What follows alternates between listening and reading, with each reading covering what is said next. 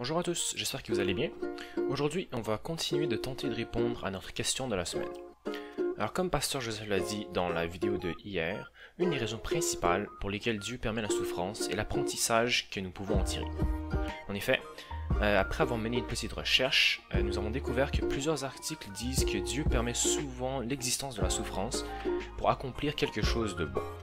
Même si nous ne voyons pas ou ne comprenons pas comment Dieu peut faire émerger du bon dans certaines situations, il faut garder en tête qu'il est bien au-delà de notre imagination et que sa sagesse est infinie et qu'il connaît tout.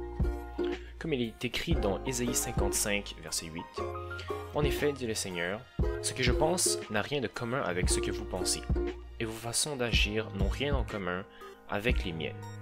Il y a autant de distance entre ma façon d'agir et la vôtre, entre ce que je pense et ce que vous pensez, entre le ciel et la terre. » Si on considère l'histoire de Job, qu'on voit que Dieu a permis à Satan d'introduire énormément de souffrance dans la vie de Job, afin de pouvoir le tester et prouver sa fidélité envers Dieu, ce qui est ultimement une bonne chose.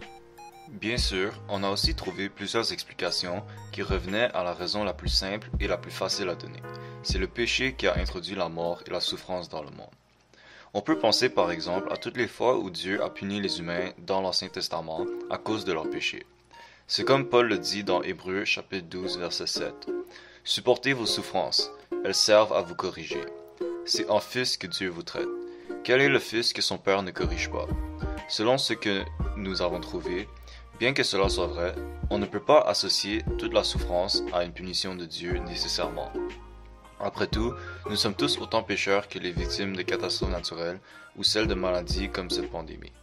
C'est pourquoi on peut aussi voir la pandémie comme un signe de Dieu qui nous indique quelque chose, peut-être de devoir prendre une grande pause dans cette société devenue pas mal désorganisée.